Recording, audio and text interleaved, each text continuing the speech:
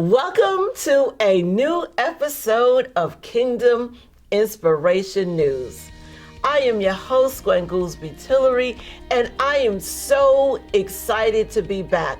Now listen, I did need a break. I have to tell you, I did need a break, but I am excited to be back. Excited to be back with some wonderful and amazing guests for this new season, as well as a new format that we're lining up for you for this new season. In this new season, we're going to be doing a segment called Out and About. And it's going to be just like what it sounds like. We're going to be out and about in the community. We're going to be highlighting things that people are doing in terms of philanthropy, how they're working within the communities to make a difference. We're going to be highlighting people who might be doing conferences and expos. We're going to be at those award shows like we were at the Stellars last year. We're going to be hitting up some of the best restaurants, not just in my area, but all over the country. When I say we're going to be out and about, we're going to be out and about. And so I'm so excited about that. In addition to that, Kingdom Purpose TV is also doing some new things and will be creating a live segment. And I'm excited and hoping that Kingdom Inspiration News will be able to get out into the communities and be able to bring you some live segments as well. So it's a new year, it's a new season, and I'm excited about everything that is about to happen. So with that new season and with that new excitement comes some new responsibilities. And so as I was planning and preparing and really trying to listen to God in my off season and in my downtime, and he started giving me these downloads for the direction of the show, one of the things that I clearly heard from God is in this season, in this new season. Now, this is always the case, but I feel like it is particularly true for this season. You have to move in obedience. You see, sometimes we do move in obedience, but it's delayed obedience, which really, honestly and truthfully is disobedience. So like if God says, do this right now, you need to do it. If you're praying, God says, you know what, stop what you're doing and call this person, you need to do it in that moment. So that's what when I say obedience, I mean obedience at a whole nother level. Where God speaks and you immediately respond. There's no delay, it's immediate. And that is one of the key things that's going to need to happen if you're going to reach your goals for 2023 and beyond. When you think about it, every year, not just me, but most of us, we have these ideas of how we want the new year to be different. We put these plans in place, we make these goals, and we're excited. And then just a couple of weeks into the new year, we find ourselves back in the same habits and the same patterns of the previous years. And one of the reasons that is because of our reluctance to be obedient to what God is showing us. This is what I've come to understand. It is in our obedience that God is able to bless us and take us to the next level. And so in this season, in this year, take your obedience to a whole new level. No more delayed obedience, but when God says move in this thing, you need to move. Even when it doesn't make sense. Even when you're uncomfortable, you need to be obedient and you move. Because the reality of the situation is there is no growth in comfort. So if you really want to get to your next level, you're going to have to get uncomfortable. The next thing is not only are you going to have to be obedient, you're going to have to be willing to put in the work at another level. You're going to have to work harder, be more disciplined, and be more committed to that thing. Again, God gives us the ideas, He gives us the provision. And a lot of times we don't move forward in it because we don't have the discipline and the commitment that is necessary to take it to the next level. That's why we find ourselves year after year after year not reaching those goals. It's not because it's not meant to be. If God has given you the idea, if He's downloaded that dream in you, then you know what? He wants it to happen. He wants you to succeed. But it's up to you to be willing to put in the work, put in the effort, and be consistent to get it done. So your dreams, your goals, your next level in this season is going to require a new level of consistency and a new level of commitment and a new level of work. Remember, faith without works is dead. We can have all the faith in the world, but if we're not willing to match it with our work and put in the effort, then we're not going to be able to accomplish those goals. The next thing is we have to get uncomfortable as it relates to our circle. A lot of times we stay stuck and we stay stagnant because we're unwilling to move beyond our immediate circle. Why? Because it feels good and it feels comfortable. But for you to get to your next level, you're going to have to begin to move out, meet new people, bring on new team members who are really able to take that business, that idea, that ministry to the next level. That's another reason why we stay stuck and we struggle, is because it doesn't sound nice, but sometimes, it requires more than your immediate family and friends to get you to that next level.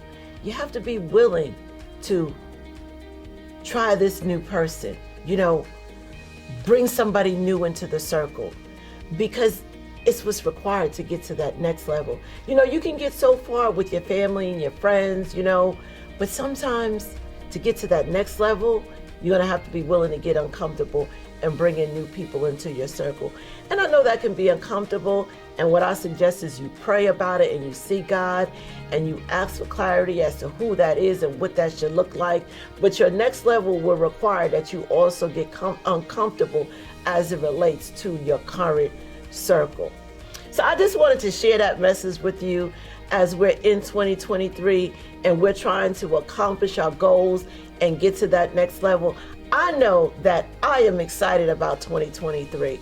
I'm excited about this show, and I'm excited about all that God is doing in this season.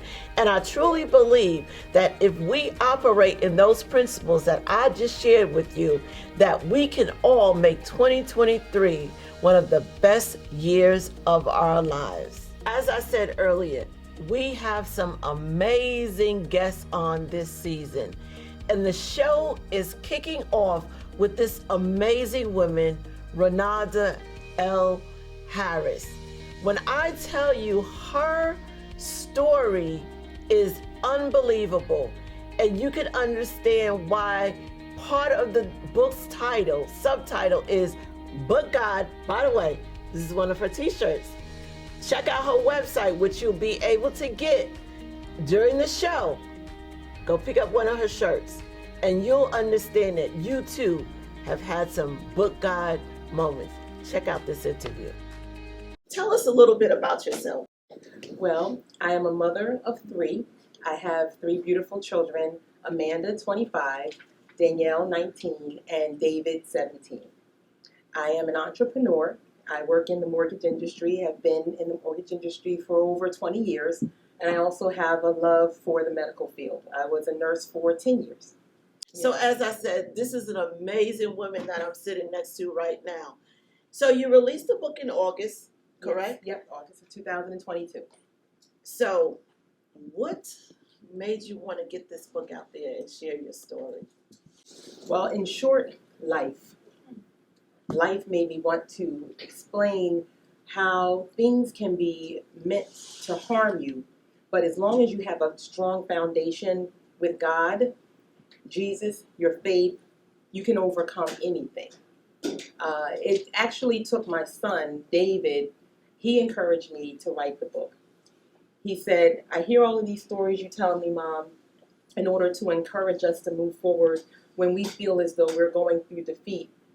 Why not share that story with others? And it took some time. At first I'm thinking, who wants to hear my story? So that was about 3 years ago. And then a good friend of mine, Davina Ward, told me, I have a club that I'm in, and it's a book writing club. And it's time for you to write that book.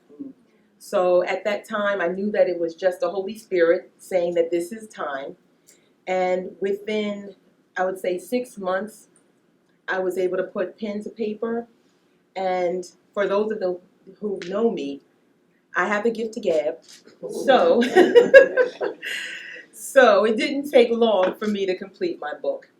It was powerful to me after even reading the book. So, so my son, it definitely encouraged me, and just seeing other people in the life journey that I've had through nursing, through corporate America, and then also through my faith and my walk, I felt as though it was imperative for me to share with people who I really am. Those of you who know me as Rhonda, my government name is Ronalda Harris, and when you read the book, you'll see the background about that, and I may be able to share that a little bit of that today. Okay, you said something. You mentioned about the fact that, you know, writing the book and where you are now. What has writing the book, and I'm not talking about, you know, people getting to know you, what has it done for you personally, writing the book and now reading the book? What has that done for you? It has truly grounded me. I have to say, after writing the book and then going back and unboxing it, and when you go to my website, the first video that you see is me unboxing it. I say that because when I truly read my book for the first time, I was in tears. And I thought, wow, that really happened. But more importantly, I got through it. So what it means for me is I'm an overcomer, but there's other overcomers out there. So it was very powerful to me. And I'm just so excited about what else God has in store for me. Yes, absolutely. You know, a lot of times people feel like, I don't want to share my story. Who wants to hear my story? My story doesn't matter. But everybody has a story. And everyone's stories matter because there's someone out there that when they hear your story or they read your story, it impacts them and it literally changes their lives. But for you, the writer, what writing does is it helps to heal you. Writing is so therapeutic. So I say this to those of you who are out there, write your story. Yes. Even if you don't share it, write your story and watch how things will begin to change. When you put that pen to paper, or maybe you might be one that needs to go to the computer, so you put your fingers to the keyboard and you start typing away and you go back and you read it, it shows you how much you've overcome. It shows you you've had your own but God moments. And if it were not for God's grace and mercy, where would you be? So I encourage everyone to share and write their story. So now let's get into your story. Yes. So I did not get the opportunity to go through the whole book. I didn't need to go through the whole book. Honestly, I got through probably the first 30 pages and I was already amazed at your story. It starts off grabbing your attention. And I'm saying, okay, well, if this is the beginning, what happens later? Like literally, I was like, oh my gosh, this is how it starts out. I wonder how the story is going to unfold.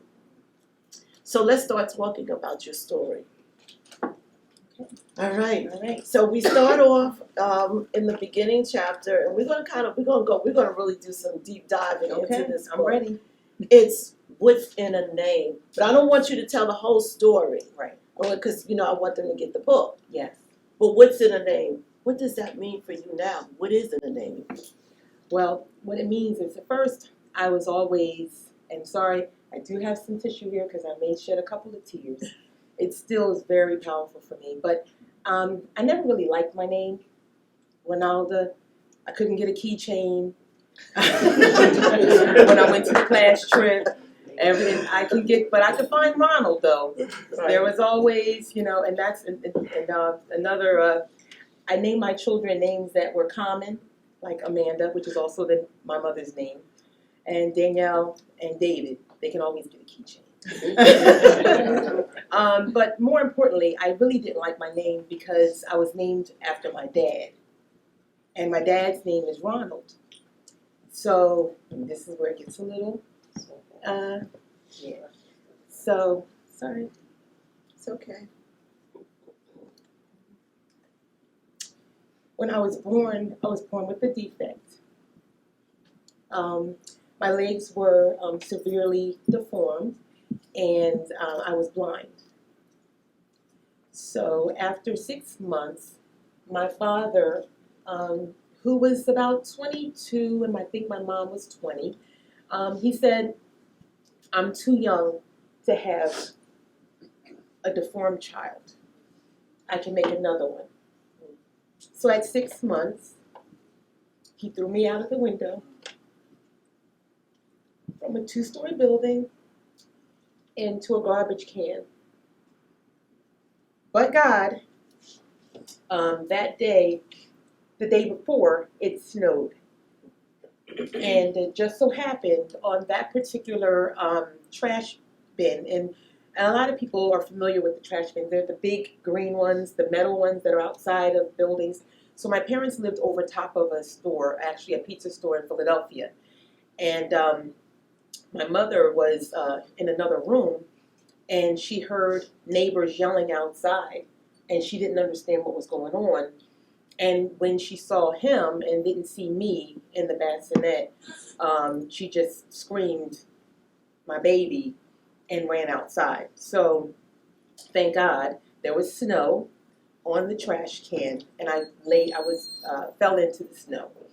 So my mother was able to save me. And in the book I say that she is my real life superhero.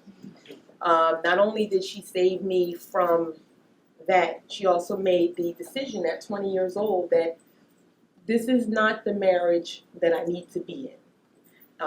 And I shared with her, that is a really strong decision to make, because my mother was raised in a home where, marriage and that foundation of marriage is very strong. So for her to make that decision at a young age, that was big.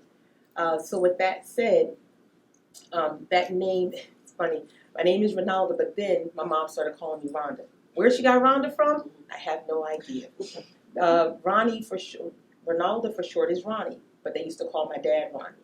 So she did not change my name on my birth certificate, but she said that she looked at me and she said, I'm not going to change your name legally, because one day I want you to know that you overcame that. I can share that my dad, who said I can make another one like that, well, I guess not. I'm his only child.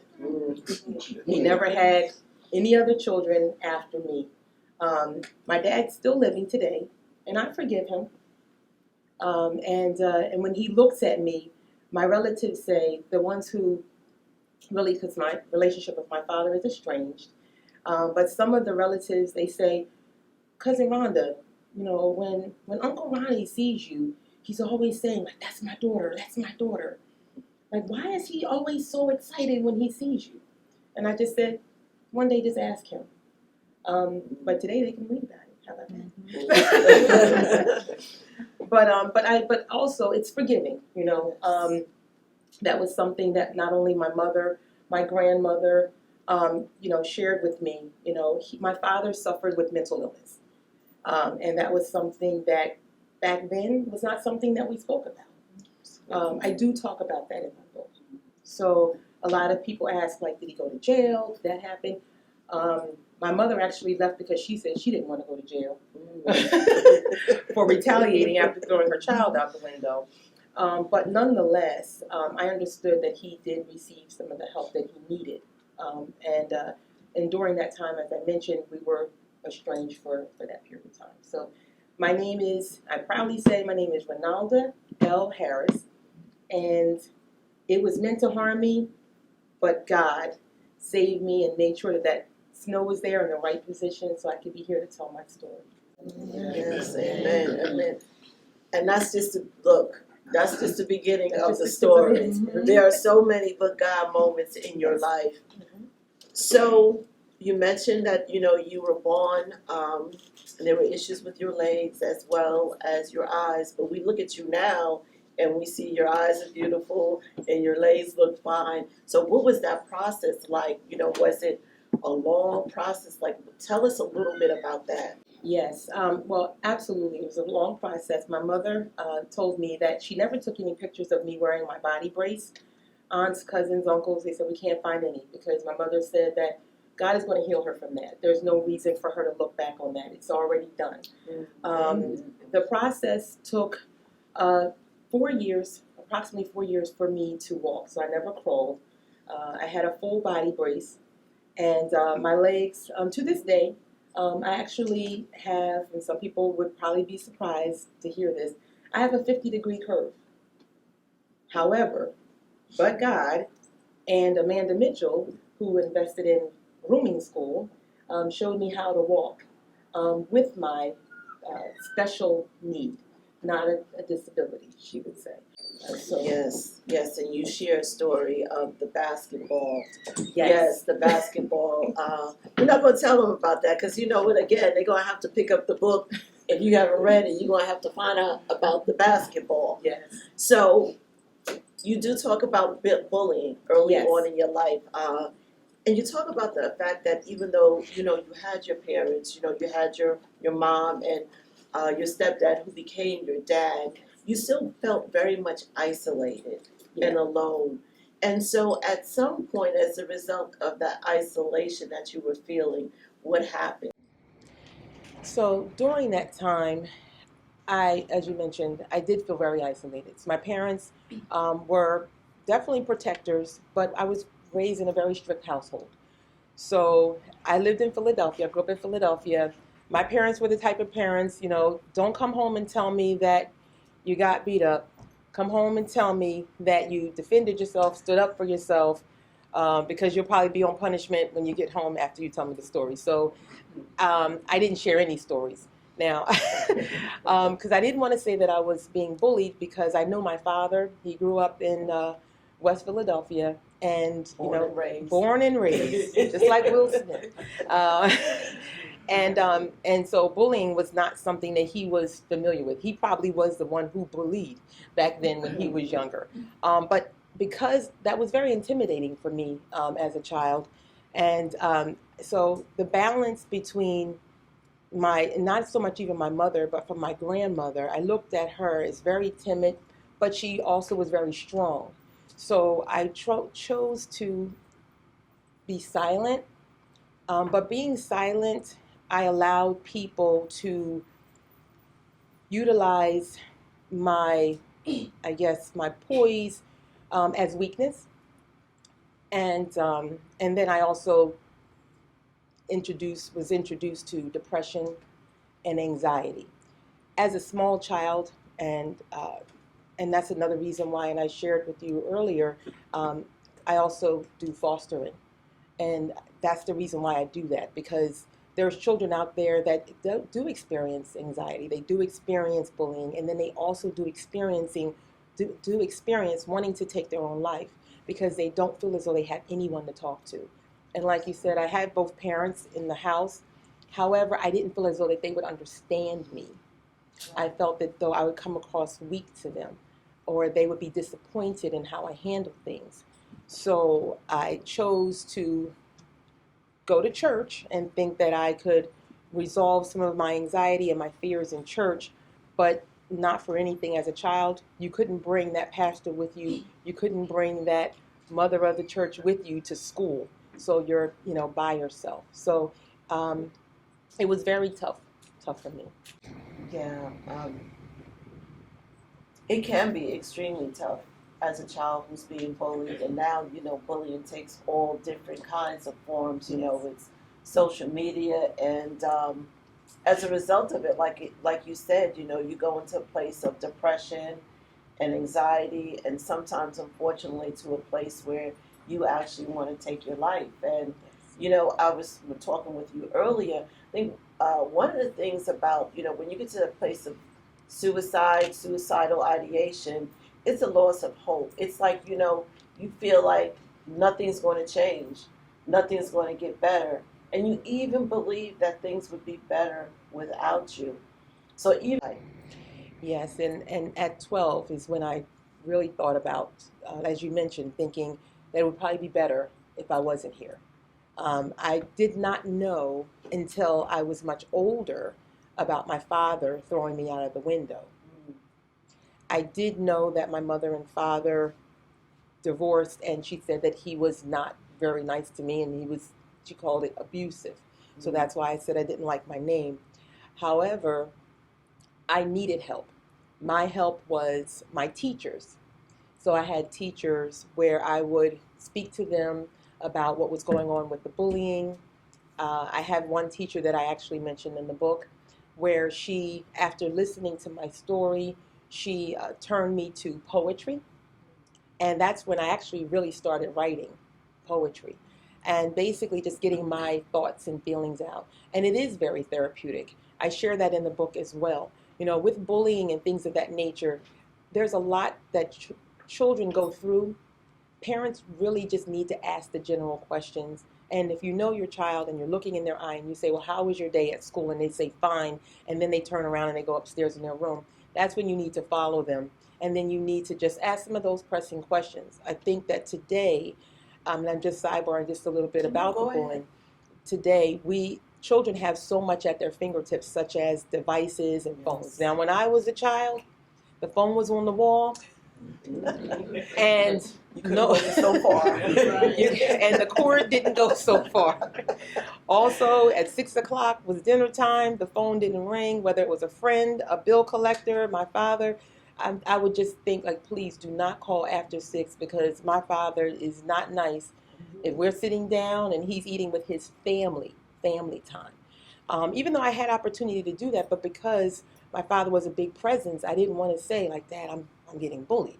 I felt like I needed to be in a certain box, if you will. But what I did was I looked and seek that help. So my therapy were my teachers. To this day, I'm 52 and I can still remember Mrs. Ginkowitz, which is a very hard name to remember, but she was the one who basically sat me down and said, what's going on? There is an incident that happened at school that I discuss in the book, and Mrs. Ginkowitz that day when the incident happened, she wasn't there at school. That was that night when I said, you know what, I can't do this anymore. I can't use her as a crutch. Church is only on Sundays, unless it's revival. Then it's like every day. And I enjoyed and I loved church. I chose to participate in all the activities, track and everything. But once that was done, my reality was it was just unsafe territory for me.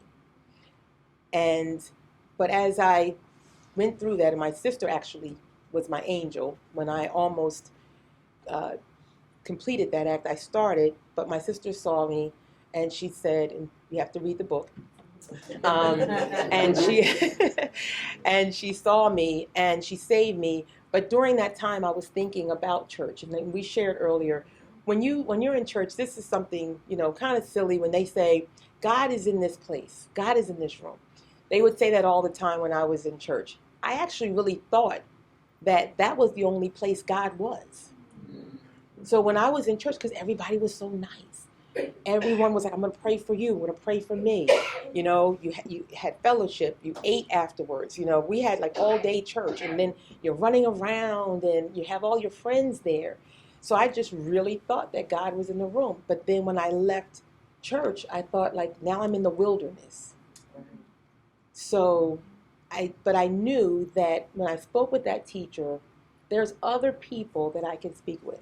So what helped me was therapy. Even as an adult, I thought that, that's why I wanted to be a nurse. I felt that people were out there hurting. Now, I wasn't a psychiatrist or anything of that nature, but I wanted that immediate gratification knowing that someone was hurting and I could help them. And that was what I started to do at the age of 14. My first job was a candy striper. So that was my therapy. So as I grew older, I started seeking out different types of therapy until I got much older and said, okay, I need to see a psychiatrist. I need to see a therapist. There's nothing wrong. Black community, you can see a psychiatrist. Yes, I say and I say that lovingly, Yeah. and because I know that there is a stereotype out there. So oh, you're crazy, or you're not. You need additional help, and you can't do it on your own.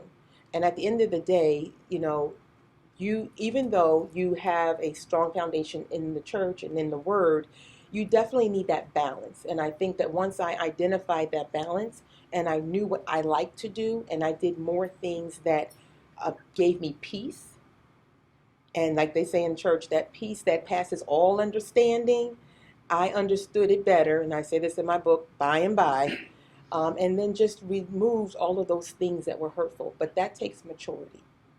Yes, absolutely. So what I was going to say is it's okay to have Jesus and therapy. Yes. You can have both. It is okay to love Jesus with all your heart and all your soul and still need to see a therapist. Absolutely. It's okay. It is absolutely okay. So let's transition a little bit. So, you go through your teenage years, and a lot of us can identify with having rough teenage years and being bullied. Truth be told, I don't think anybody really escapes bullying, even the bully, because it's usually the bully that was once bullied that becomes the bully. So we've all experienced that, and we know how impactful that could be on our lives, not just short term, but long term. There are still adults dealing with the scars of bullying from a younger age, which again, why it's important to seek therapy. So let's move on. We go to reality and relocation. Talk to us about that chapter of your life. Yes. I moved from Philadelphia and relocated to New Jersey. If I could have had a theme song, it would be I'm Coming Out. I'm coming out of the anxiety of Philadelphia. My sister, she was, 4 years younger than me, and she was thinking, oh, I'm leaving all of my friends. And I'm thinking, I don't have any. I have one friend, her name is Tracy, and she was there, and she was my confidant. But I really just wanted to branch out, and I wanted to basically, experience new environment and a change. And in Philadelphia, I was Ronalda, at times Rhonda, but I was Ronalda, but that was Ronalda who was hurt. So I was going to be Rhonda who was going to be on a mission, even at 16, because I had all of these, ideas inside, and I just felt stifled where I was. So I had it all planned in my head, new location, new me.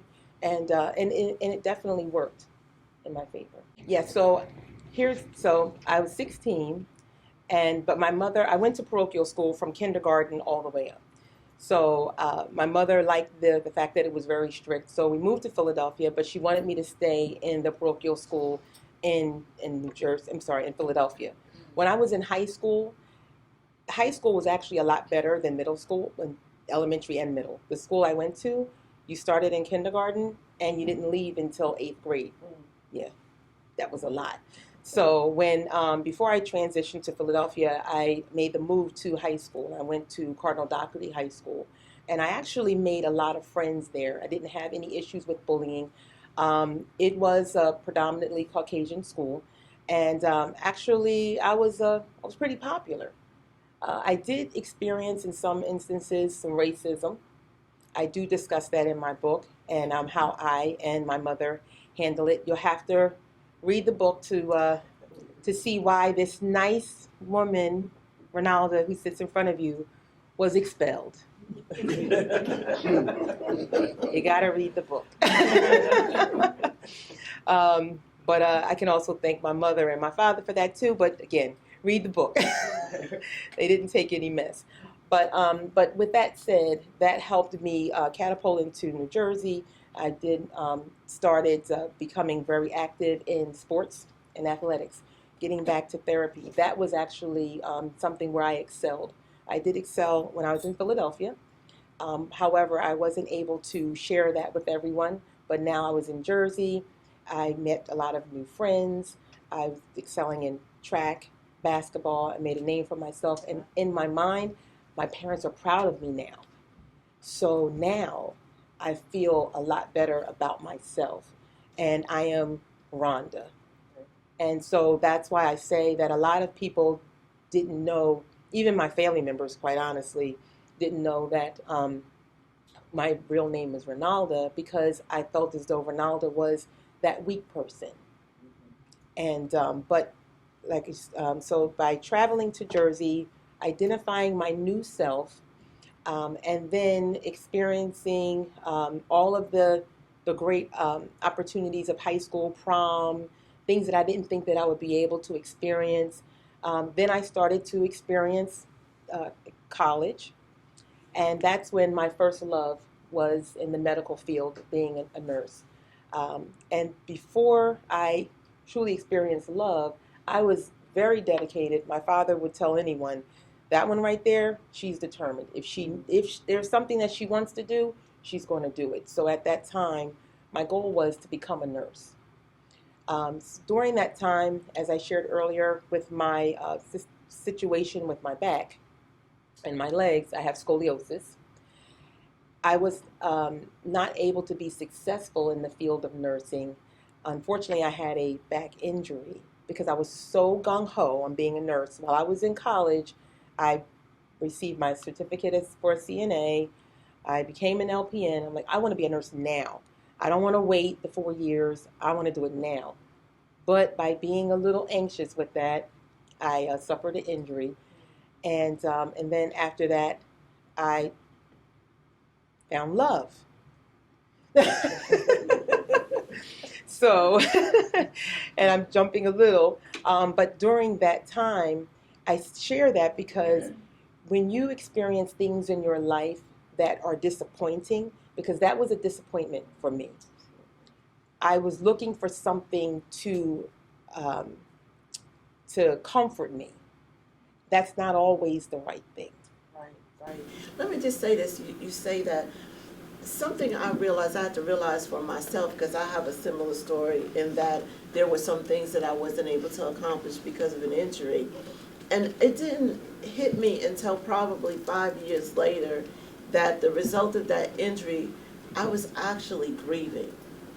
You actually go into a grieving process because you've lost something.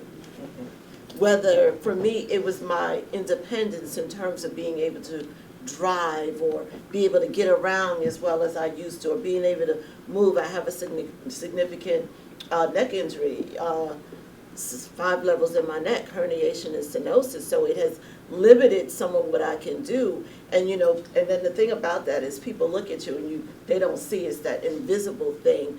So you don't realize, like, after last weekend I was out and about, it took me a day and a half to recover. Like, I was just so tired. I needed to sleep. I needed to rest. But I didn't realize when it was happening that I was grieving something. And so you're right, when you're grieving, you do things that you may not necessarily do in other situations. So I just wanted to clarify that. Yes. You go in and you're like, okay, well, I'm missing this. I wish I could. And now you're like, I just want something. Yes. And so you found love. I found love. That's what you found. Mm-hmm. How did that go? I'm single. So it actually was pretty comical. So the one thing, I have a beautiful daughter. Her name is Amanda. She's 25. She's my first heartbeat, second from my own. I love her more than words can explain, because during that time, I found love, but I knew who I was. So I believe that when you're young and you're not as mature, like you said, when you're grieving, and my loss was the loss of a career that I thought that I wanted to have. I just automatically knew that I was going to be that RN. I tried to do all the steps, and I spoke with God, and I said, I did everything. I did everything right. And then I started grieving the fact of my back injury. That's also when my mother told me about the situation with me being thrown out of the window. Wow. Because I kind of sort of blamed it on her. Because I said, Mom, my back is crooked. How come my back is crooked? You know, why didn't you do this? Why didn't you do that? But she was doing it. But she took all of that on.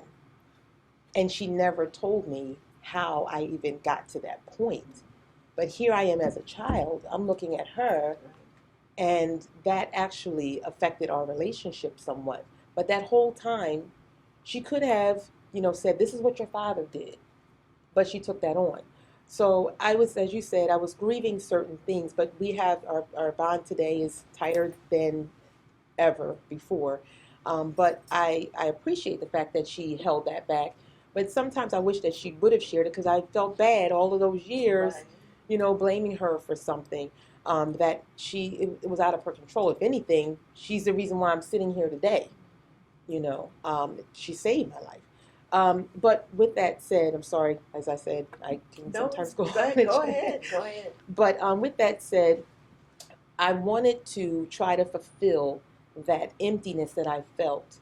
So I looked to a companion.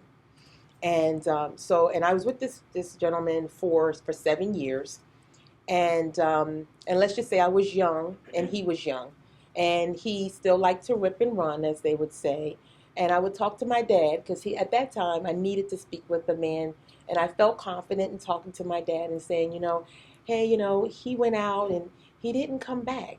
What's going on? And my dad was like, oh, he's fine. Remember what I told you? He's like, he's still, as he would say, running the streets. But I didn't want to believe him. Until that one day, you have to read the book about the rest, but I can share this. That one day, my father was just waiting for me to say, I'm done. My father, in a blink of an eye, I was at work, and some of my coworkers are here and heard this story and was there in real life. My father, I told him I was done. He went to my apartment where I was at, and I lived in a very nice garden type apartment, had a nice lawn and a nice walkway. Yeah, he purchased a U-Haul truck, backed it across that nice manicured lawn, right to the door, contacted a few of my friends and their boyfriends while I was at work. Wow. And my landlord called me and said, you're moving out today. And then I called my dad and I said I was leaving, but I didn't want to move out of the apartment. He says, you don't own this. If you want to go, he's like, okay, now, you said you wanted to leave. This is what we're going to do. And when you leave, you leave. That's right. And so I thought about going back thinking about my mother. And then I thought about my daughter. I didn't want her in a dysfunctional. It wasn't abusive, but it was dysfunctional. And so my dad, taught me that, when you're going to say you're going to do it, do it. And I have to say that, the move occurred. Yeah, and yeah. I hope he's living a good life. Whether you wanted to or not, Whether at that I wanted point, to or it not. was your dad was like, it's not going down Exactly. anymore. And And as a woman, that meant a lot to me. And that's another thing that, we have to make sure that we comfort our children. And no matter what age, they are, teens, 20s, 30s, because, you definitely, even if they're not your, biological children, someone needs that guidance, I actually have I call him my big brother, but he's younger than me. I have one of those, and he's here to support me today. So the next gentleman that comes across my way, he has to meet my brother. And I'm pretty sure that if he doesn't, if it's not right, he'll probably give me some words of wisdom in the way. But yes, so I definitely, when in my 20s, I branched away from that for quite some time, got to know my better self. And it was just a journey of my daughter and myself. And I stopped nursing, but then I embarked upon a career in the mortgage industry. All right, we're going to skip ahead. We're going to skip way Mhm. ahead. Because I don't want to give them everything. They have, Yes. like I said, they have to get the book and get a little bit for themselves. I like this. To thine own self be true. Absolutely. To thine own self be true. How do you get to that place? How do we, particularly, not that, the men don't need to get there, but for women, because we struggle with so many different things and so many different issues. We got to be glamorous, we have to be smart, we have to be superwoman. We feel like we have to be all of these things. Mm-hmm. But are we being true to ourselves? Exactly. So how do we get to that place of being true to yourself? Well, first and foremost, I'm going to grab this book. And as you see on the cover, you see a lot of different picture frames. So when I was thinking of that chapter, I was thinking of all of these frames. And you have to basically, to be yourself. And some of these, this is when I was experiencing cancer. This is when I was smiling but really wanted to cry. This is when I just didn't know if I was going to survive the next day. But when I look into this middle hand of me being a child, I looked at the fact that I'm not only my mother's child, but I'm a child of the Most High God. Yes. So once I realized that who I am, that term, to your own self be true, I know whose I am. Yes. So I have to be true to that. So all of those other obstacles that came through, I know that it wasn't God, but just like Job, God allowed those obstacles to come to him. And even when Job's wife said, "You are silly for still believing and trusting," and Job turned around and said, "No, you are the one who's silly, because I know who I am and I know who my God is." So and that comes with maturity, as I shared before, and that's my foundation. I know some people, they may say that, it's a cliche, but it's something that I live every day. So when I wash the makeup off and, no extensions or anything like that, and I look in the mirror and I still say, "I love you," to myself, no matter what anyone else says to me, it doesn't matter. But I was going through a very difficult time in my life. And someone called me up and said, "If I see another motivational comment and another picture of you, I'm going to block you, because I know what you're really going through. I know that things aren't good." And so what I did was, and it's a story behind this picture that I have on this book, I had no extensions on. I had a turban type of style, limited makeup, and I said, "I'm not my hair. I'm not these lashes." And I'm smiling. And the comment that I had was, "Let them see you smile." Because no matter what you see, when I look in the mirror, I see greatness. That's right. And I say to anyone out there, everyone's going to have opinions. And that was someone who I considered to be a very close friend. And they did know what I was going through. But I thank that person today, because by them telling me that, it lets me know that there's other people out there that are probably hurting, because I'm sure you've heard it time and time. What do you want to see me? You want to see me break down? You want to see me cry? You want to see me defeated? Well, I'm sorry, I'm going to have to disappoint you. That's right. I'm going to smile, because God smiles on me every day. Every day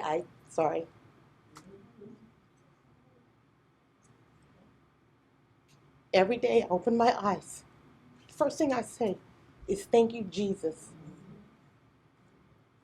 And I mean it. Beauty is a big part of it. But you have to look in that mirror and say, "You know what?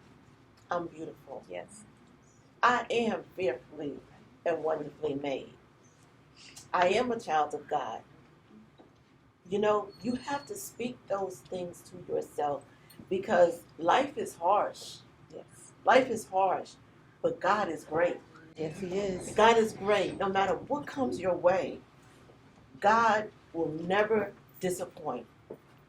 See, you got me tearing. I'm sorry. I was trying to get through without doing that. Because you touched on something that's personal to me. And I just shared it with you actually before we started. Went up to New York. It was really cold. I just remember how cold it was that day. I woke up the next morning and my face was completely drooped on one side. And I thought I had experienced a stroke. Went to the ER. They're like, no, it's not a stroke.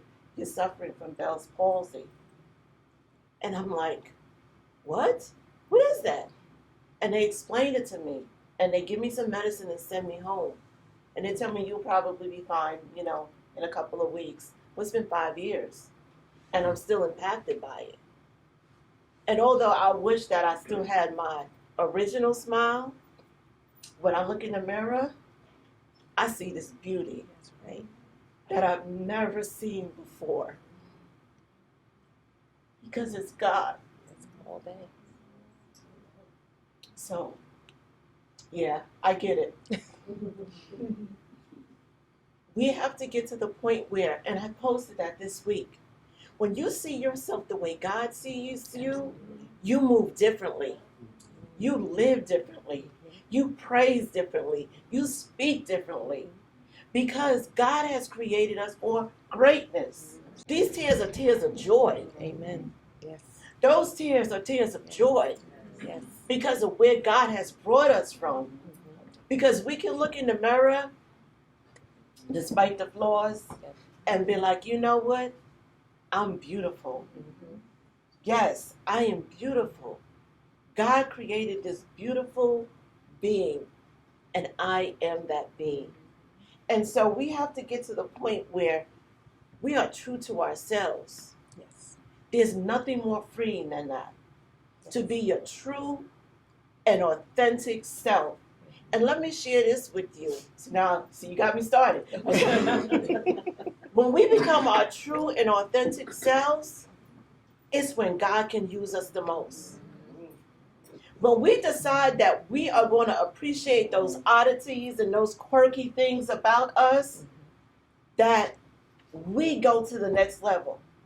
Because your story, we might have some similarities, but everything you've been through, everything you've done is going to be for a certain group of people. And everything I've been through and everything I've done is going to be for a certain group of people. That's what it is. There needs to be no competition. Absolutely. We don't have to worry. God has already set this plan for us. And the only person that changes that plan is us. He's already destined us for that path. Well, you can reach me on social media platform, Facebook, and it's under Ronalda L. Harris. Instagram, Ronalda L. Harris. I'm also located on LinkedIn. And I also have a website, ronaldalharris.com.